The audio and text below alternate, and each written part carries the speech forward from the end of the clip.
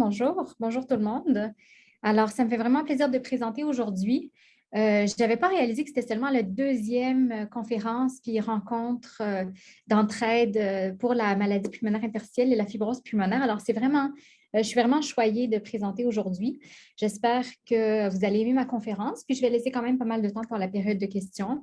Je suis Dr Déborah Assayag, je suis pneumologue au CUSUM, donc au Centre universitaire de santé McGill. Ma clinique est à l'Hôpital général de Montréal. Et je partage mon temps, 50 de mon temps pour la recherche clinique, puis 50 de mon temps, c'est pour le travail, là, en fait, là, voir des patients, puis etc. Je dirais, 80 de mes patients que je suis à long terme, c'est des patients qui ont des fibroses pulmonaires ou des maladies pulmonaires interstitielles. Alors, je vais commencer ma présentation aujourd'hui. Je vais parler de l'approche et du diagnostic des maladies pulmonaires interstitielles et de la fibrose pulmonaire. Alors, on va parler un petit peu de définition. Qu'est-ce que c'est la fibrose pulmonaire? Qu'est-ce que c'est la maladie pulmonaire interstitielle? Quels sont les types de maladies pulmonaires interstitielles? On va parler un petit peu d'investigation à considérer. Je ne vais pas vraiment m'engager dans le traitement parce que je pense que vous allez avoir une autre conférence dans 1 mois et demi ou 2 mois qui va parler vraiment juste du traitement. Je vais juste en glisser un petit mot. Et puis ensuite, on va avoir une période de questions. Alors, c'est quoi les maladies pulmonaires interstitielles? Donc, souvent, on entend le mot MPI, maladie pulmonaire interstitielle, en anglais ILD, Interstitial Lung Disease. Et des fois, on l'utilise de façon interchangeable avec fibrose pulmonaire, mais ce n'est pas tout à fait la même chose. Les maladies pulmonaires interstitielles, c'est vraiment un groupe de maladies qui sont toutes regroupées dans la même catégorie, en fait, mais qui ne sont pas toutes nécessairement les mêmes. On les regroupe dans la même catégorie de maladies parce qu'elles ont souvent le même type de présentation puis le même type de trouvailles aux investigations qu'on fait. Ce sont des maladies qui affectent le tissu du poumon lui-même, qui peuvent être caractérisées soit par de l'inflammation dans les poumons, soit par une fibrose ou un processus de cicatrisation des poumons. Souvent, si on a déjà de la fibrose ou des cicatrices qui sont établies, le processus est irréversible. Si on a plus d'inflammation, il peut y avoir une certaine réversibilité à la maladie. Donc, j'ai créé ce diagramme un peu simple, mais un petit peu pour expliquer la maladie pulmonaire interstitielle, ça regroupe la fibrose pulmonaire, incluant la fibrose pulmonaire idiopathique. Mais il y a d'autres types de maladies pulmonaires interstitielles qui ne sont pas la fibrose pulmonaire, qui ne sont pas la FPI, la fibrose pulmonaire idiopathique, ou qui n'ont pas vraiment de fibrose en tant que telle, qui ont plus une maladie inflammatoire. On a tendance à, pour essayer, parce qu'il y a vraiment beaucoup de maladies qui rentrent dans cette catégorie-là, alors pour s'y retrouver un petit peu, on a tendance à les classer ou les classifier par leur cause sous-jacente. Alors, les experts, il y a environ 20 ans, se sont mis ensemble et ont dit on voit ce type de maladies qui ont une apparence qui est similaire. Comment on peut faire pour les caractériser un petit peu mieux, puis les classer un petit peu mieux? Alors, ils sont arrivés avec cette méthode de classification. Ils ont dit on va regarder c'est quoi la cause sous-jacente des maladies pulmonaires interstitielles. Alors, il peut y avoir des maladies qui sont reliées à des occupations, des expositions environnementales. Alors, par exemple, les gens qui ont été exposés à de l'amiante peuvent développer une maladie pulmonaire interstitielle reliée à l'amiante, qu'on appelle l'amiantose. Il y a d'autres occupations, puis d'autres expositions dans l'environnement, par exemple, des moisissures, des plumes d'oiseaux qui peuvent aussi causer un type de maladie pulmonaire interstitielle. Il y a une grande catégorie qui sont des maladies auto-immunitaires. Donc, c'est une catégorie de maladies où le système immunitaire affecte la personne en soi. Au lieu de se diriger vers les infections, c'est pour ça le système immunitaire, la maladie auto-immunitaire, c'est le système immunitaire qui s'attaque lui-même et qui attaque le poumon et qui cause l'inflammation et peut-être la fibrose dans le poumon. Quand on regarde tous les gens qui ont des maladies pulmonaires interstitielles, il y en a à peu près le tiers où on trouve une maladie auto-immunitaire. Il y a certaines conditions génétiques, prédispositions génétiques qui peuvent aussi causer une maladie pulmonaire interstitielle. Et il y a une grande catégorie qu'on appelle idiopathique. Idiopathique, ça veut dire de cause inconnue.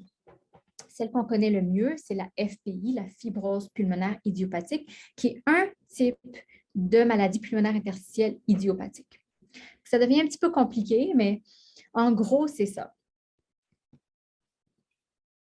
Alors, ça, c'est des exemples, par exemple, de différentes expositions ou types de maladies qui peuvent causer des maladies pulmonaires interstitielles. Alors, quand on regarde ici, si vous pouvez voir mon curseur du côté auto-immun, donc les maladies auto-immunitaires, on a certains types de maladies comme la sclérodermie, polyarthrite rhumatoïde ou des myosites inflammatoires qui peuvent toutes affecter le poumon. J'ai mentionné des expositions d'occupation comme l'amiante, de la silice, d'autres types d'occupations aussi, où il y a des métaux lourds, d'autres expositions, d'autres poussières, etc. Et il y a certaines occupations aussi environnementales. Je n'ai pas écrit aussi, mais le poumon du fermier, donc chez certains fermiers qui sont exposés à des moisissures, ils peuvent développer aussi une maladie pulmonaire interstitielle. Certains médicaments au traitement, donc certaines chimiothérapies peuvent causer de l'inflammation ou de la fibrose dans les poumons. Certains types de radiothérapie, surtout la radiothérapie qui est au niveau du thorax. Donc, par exemple, des femmes qui ont eu un cancer du sein, qui ont eu de la radiothérapie, peuvent ensuite développer une fibrose pulmonaire spécifique reliée à ça.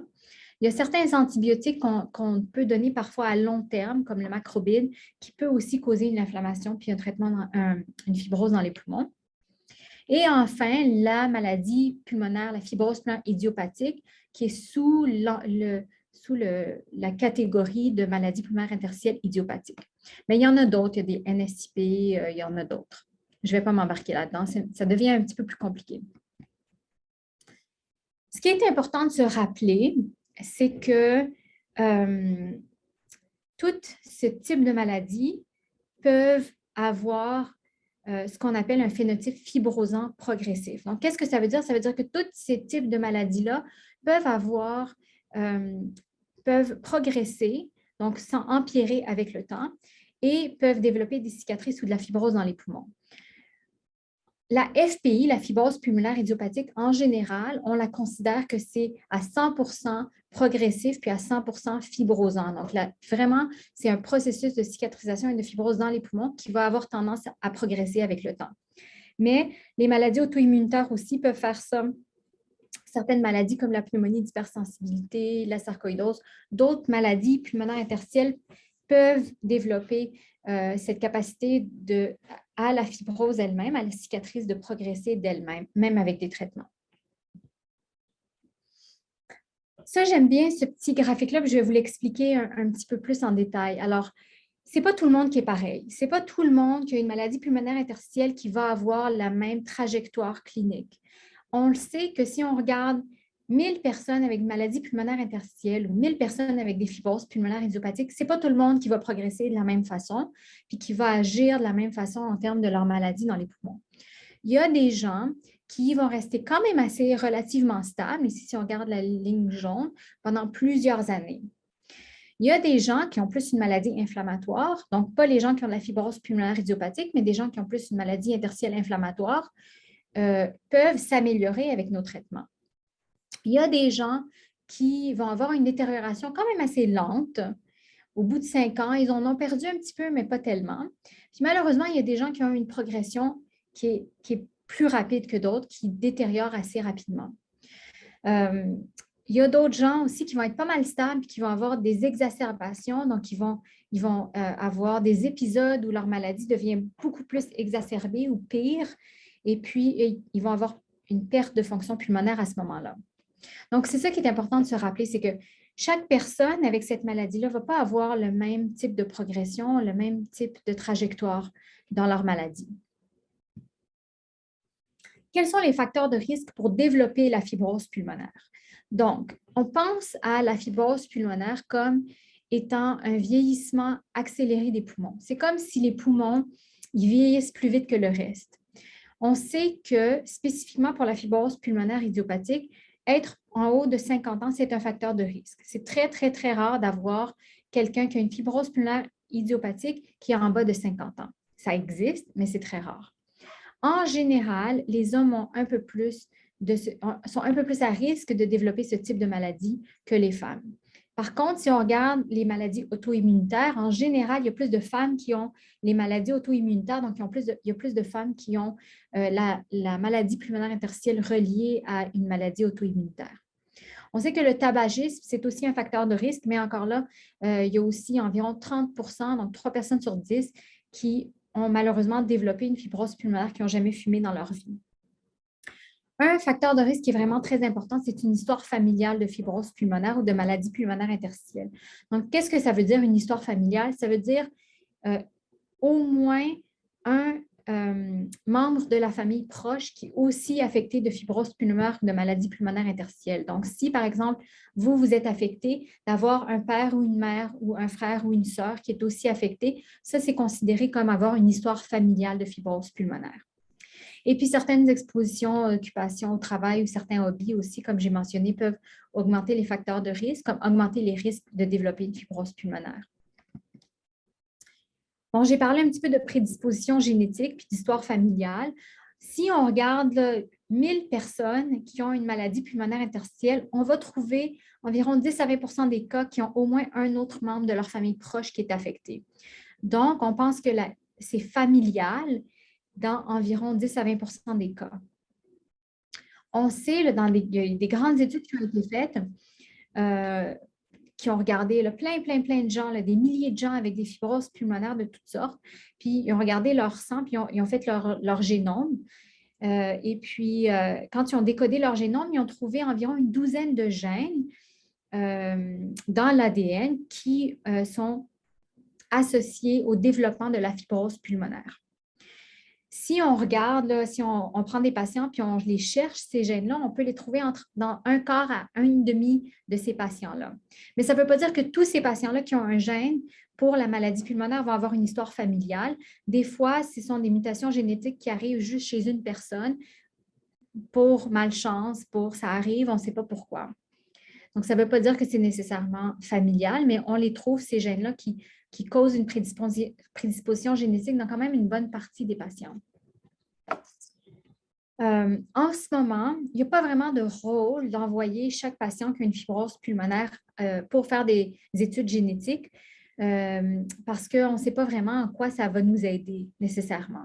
Dans certains cas, s'il y a plusieurs membres de la famille qui sont affectés de fibrose pulmonaire, là, il faut en parler avec votre médecin, voir si ça vaut la peine d'aller faire des études plus poussées, des tests en génétique, une consultation avec un généticien pour voir si ça vaut la peine d'évaluer s'il y a un problème génétique dans votre famille, ce qui peut avoir des conséquences, si on veut, chez les enfants, les petits-enfants, etc. Mais ça, il faut vraiment en discuter avec votre médecin. Ce n'est pas quelque chose qu'on fait de façon routine. Donc, moi, j'aime bien penser à comment j'approche, comment je pense à la maladie pulmonaire interstitielle. Pour moi, ça prend deux choses. Ça prend une prédisposition qu'on peut identifier ou pas, là, mais une prédisposition chez la personne. Puis, ça prend en plus un dommage au poumon qui n'est pas de votre faute, là, qui n'est vraiment pas, qui est quelque chose qui arrive, qui, ça entraîne un processus d'inflammation ou de fibrose. Le dommage au poumon, il y a plusieurs hypothèses. Qu'est-ce que c'est ce dommage au poumon? Ça peut être le tabagisme, ça peut être des expositions environnementales, ça peut être du reflux gastrique, ça peut être peut-être des infections virales à répétition. Ce n'est pas clair qu'est-ce qui causerait ce dommage au poumon. En fait, on a tous du dommage au poumon tout le temps parce que nos poumons, ils sont en contact avec l'air, on respire tout le temps plein de choses, de la pollution, des virus, des choses. Et pourquoi il y a certaines personnes qui développent une maladie pulmonaire interstitielle? Il doit y avoir une certaine prédisposition à ça. Donc, les symptômes. Vous le savez, c'est sûr, je ne vous apprends rien. Les symptômes les plus fréquents, c'est un essoufflement qui commence à l'effort. Donc, on ressent un essoufflement à l'effort qui a tendance à progresser. Il y a certains patients qui ont une toux, puis c'est ça qui les dérange vraiment. Il y a une certaine proportion de patients qui ne sont pas vraiment essoufflés, mais ils toussent.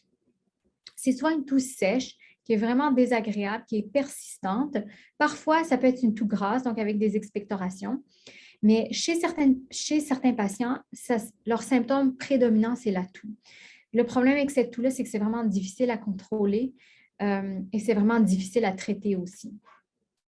Souvent, avec le temps, les symptômes peuvent empirer avec le temps sur des mois, des années. Comme vous le voyez, ce n'est pas vraiment des symptômes qui sont spécifiques, ce n'est pas c'est des symptômes qui sont vraiment généraux. Donc, il y a plusieurs choses qui peuvent causer de l'essoufflement puis de la toux, pas juste la fibrose pulmonaire. C'est pour ça que souvent, il peut y avoir des délais en termes de faire le diagnostic parce que les patients se présentent avec un essoufflement. Fait que là, ils regardent est-ce que c'est le cœur, est-ce que c'est de l'asthme, est-ce que c'est d'autres choses qui pourraient causer l'essoufflement. Puis on pense juste à la fibrose pulmonaire plus tard. Donc, il peut y avoir des délais de diagnostic à ce moment-là. Donc, qu'est-ce que je fais en clinique? C'est quoi mon évaluation? Quand j'ai un patient qui vient me voir au bureau en clinique, je passe quand même assez de temps à la première évaluation, la première rencontre pour ce que j'essaie de déterminer, c'est est-ce que je peux identifier une cause pour la maladie pulmonaire? Alors, je confirme, est-ce qu'il y a vraiment une maladie pulmonaire interstitielle ou une fibrose pulmonaire? Et est-ce que je peux identifier c'est quoi la cause? Ensuite, je regarde, est-ce que je peux déterminer c'est quoi la sévérité de la maladie?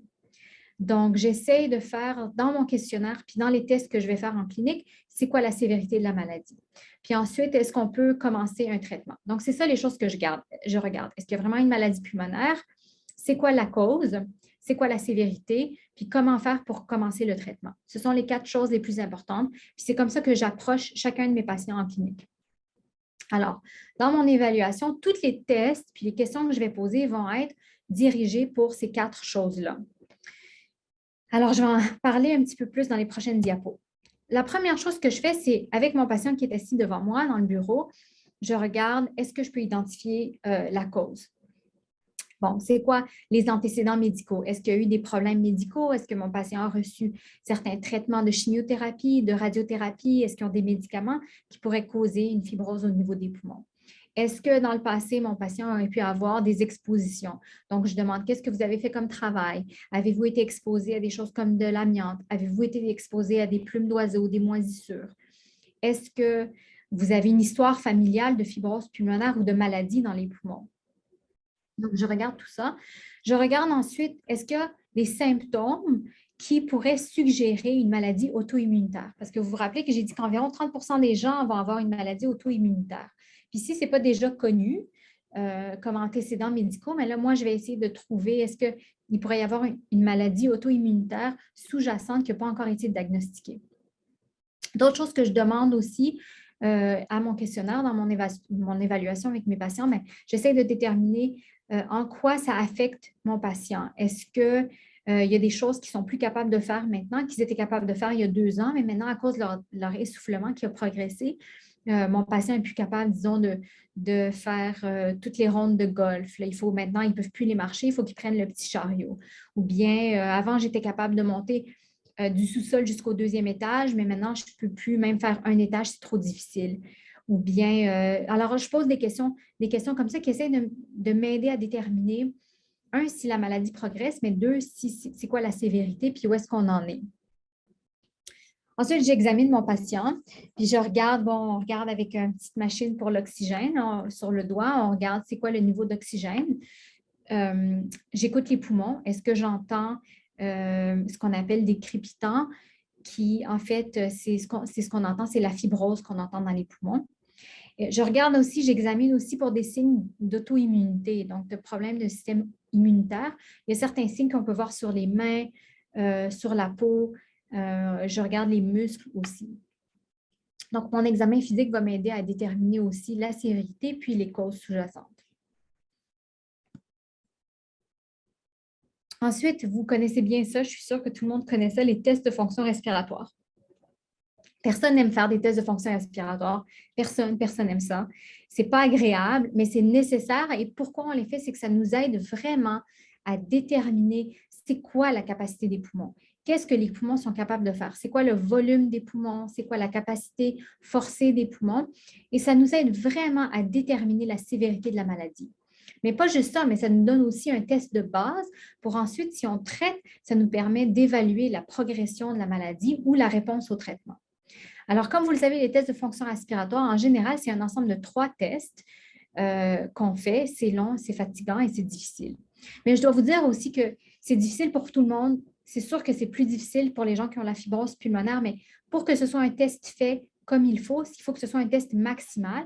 Puis moi aussi, j'en ai fait quand on apprenait à les faire là, en résidence de pneumologie, on les a fait nous-mêmes aussi. Puis je n'ai pas trouvé ça facile de pousser jusqu'au bout. Puis pourtant, j'ai une capacité pulmonaire normale, mais je n'ai pas trouvé ça agréable. J'ai trouvé ça difficile à faire. Fait que c'est normal que ce soit difficile. Il faut que ce soit maximal.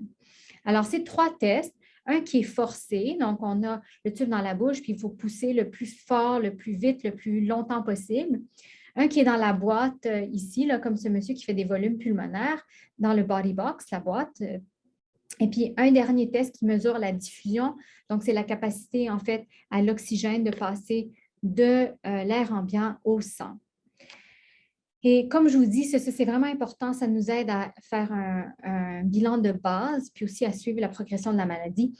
On en a aussi besoin pour appliquer pour certains médicaments. Donc, par exemple, des médicaments pour la fibrose pulmonaire idiopathique, ils nous demandent, le gouvernement du Québec, la RAMQ, nous demande des tests de fonction respiratoire pour être capable d'avoir accès à ces médicaments-là. Donc, c'est vraiment important. Puis, en fait, c'est le test le plus important qu'on peut demander. On fait aussi parfois des tests à la marche de 6 minutes. Donc, c'est un aller-retour dans un grand corridor de 50 mètres. Ça nous permet, d'évaluer la capacité fonctionnelle de nos patients. Donc, ils sont capables de marcher quelle distance en 6 minutes. Ça nous permet aussi de mesurer l'oxygène du patient à l'effort. Souvent, les patients qui ont une fibrose pulmonaire, quand on prend leur niveau d'oxygène assis dans le bureau, c'est bon. Mais dès qu'ils marchent, l'oxygène baisse très rapidement. Puis, ce test à la marche de 6 minutes nous permet d'évaluer ça. Donc, c'est quoi les besoins, s'il y a des besoins en oxygène, c'est quoi la sévérité de la maladie aussi, et en quoi est-ce que la maladie affecte la capacité fonctionnelle de notre patient. La capacité fonctionnelle, on n'est pas vraiment capable de l'évaluer avec les tests de fonction respiratoire traditionnels. On a vraiment besoin d'un test à la marche de 6 minutes pour évaluer ça.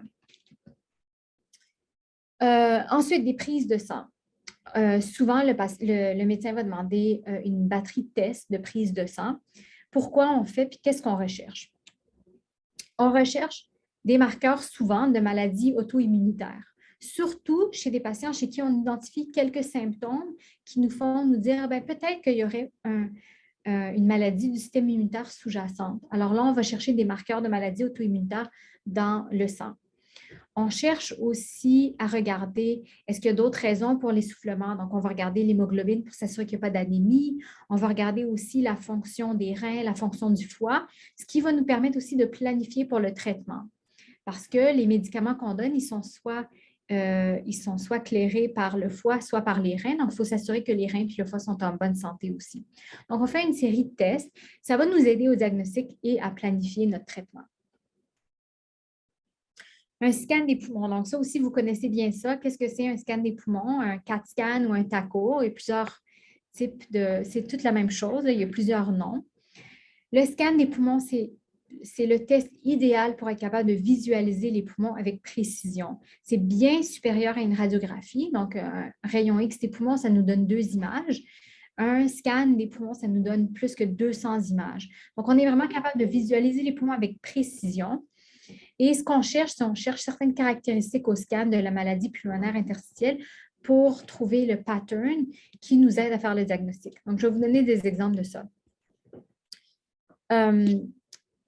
Pour vous expliquer ça a l'air de rien de regarder ça, mais je vais vous expliquer un petit peu qu'est-ce que je regarde quand je regarde un scan des poumons. Donc, ça, c'est juste une tranche d'un scan, mais je vais vous expliquer qu'est-ce que c'est. Il faut s'imaginer que là, vous êtes en train de regarder une tranche du patient ici, à ce niveau-là. Il faut imaginer que le patient est couché sur une table devant nous.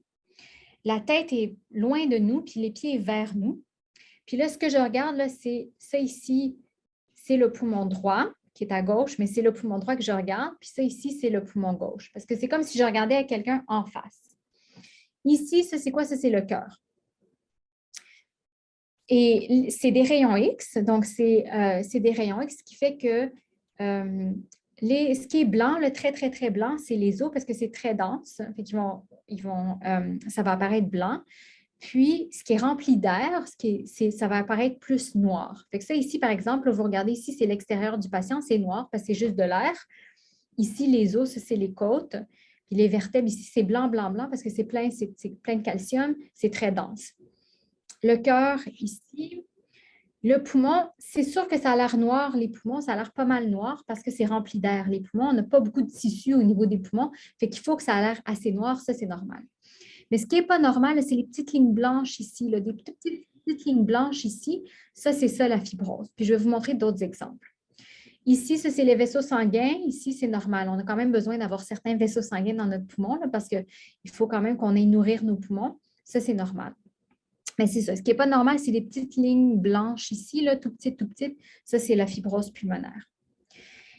Ici, donc ça, c'est un poumon quand même assez normal, ce côté-là ici, mais ici, il y a ce qu'on appelle une consolidation, donc c'est vraiment blanc. Ça, c'est de l'inflammation dans le poumon chez ce patient-là. Donc, ce poumon-là, il y a pas mal d'endroits où c'est de l'inflammation.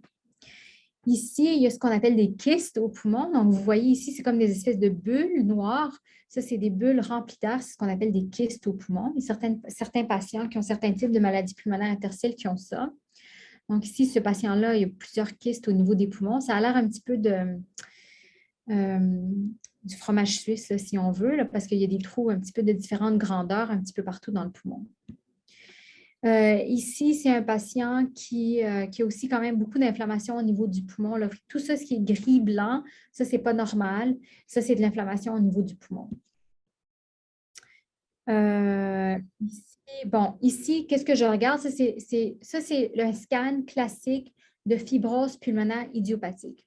Alors, ici, encore une fois, on a le cœur ici au milieu, on a le poumon droit ici, puis le poumon gauche ici. Puis ce que je vois, j'espère que vous pouvez voir mon curseur, là. Ici, ce qu'on voit, c'est qu'au bas, en bas des poumons en arrière, il y a plein de petites lignes blanches. Tout ça, c'est toutes des cicatrices. Ça ici, en avant ici, c'est toutes des cicatrices ici.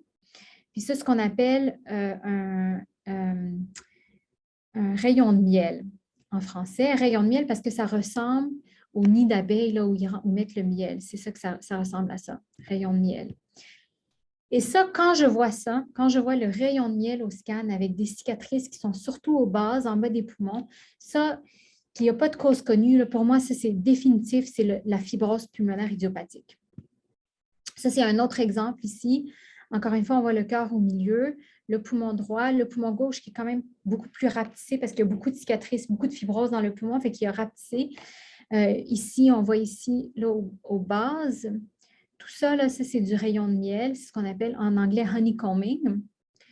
Et puis ça, quand je vois ça, là, pour moi, c'est clair que c'est une fibrose pulmonaire idiopathique. Nid d'abeille, rayon de miel, c'est deux mots qu'on utilise pour dire la même chose. Mais si vous voyez ici, là, c'est comme des petits, tu sais, ça ressemble à des nids d'abeilles, si vous l'imaginez avec un petit peu d'imagination. Donc moi, c'est ça. Quand je vois ça, quand je vois cette caractéristique-là, puis que je ne trouve pas de cause pour la fibrose pulmonaire, c'est un diagnostic de fibrose pulmonaire idiopathique définitif.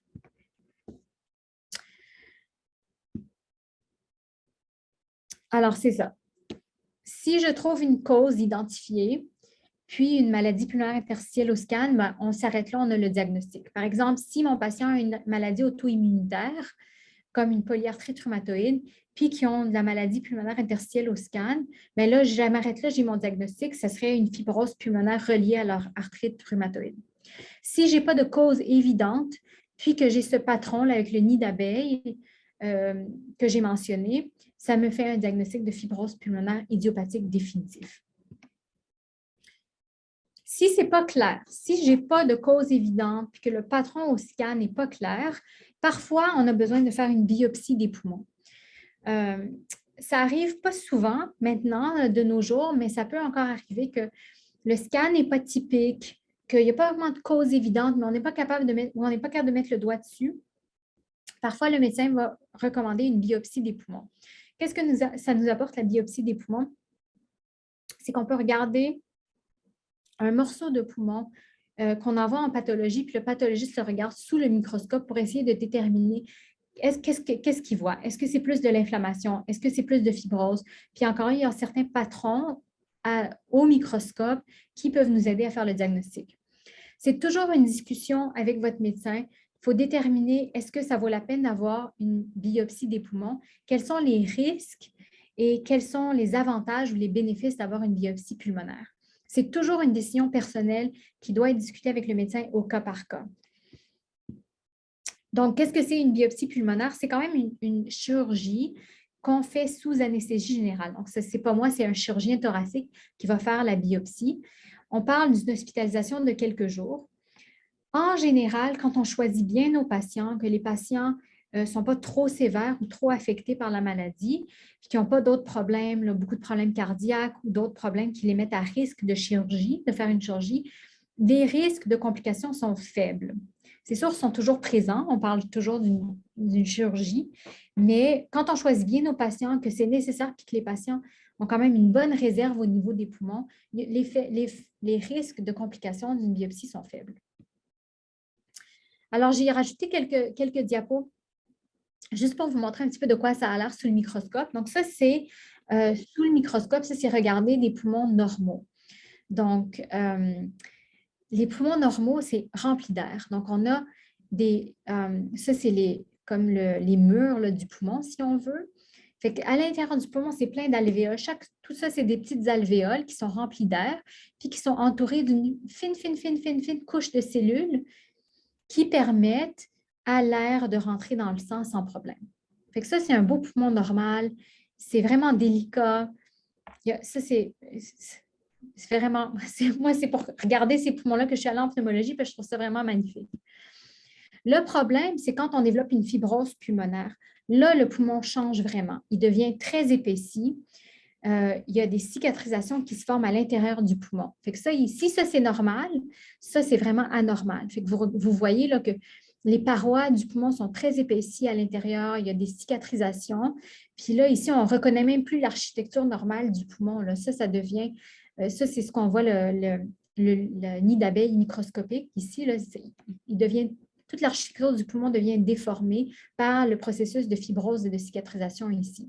Fait que là, vous pouvez imaginer que c'est très difficile pour l'oxygène de passer de l'air et puis de traverser toute ça, cette épaisseur de fibrose puis de cicatrisation pour se rendre dans le sang pour oxygéner notre corps.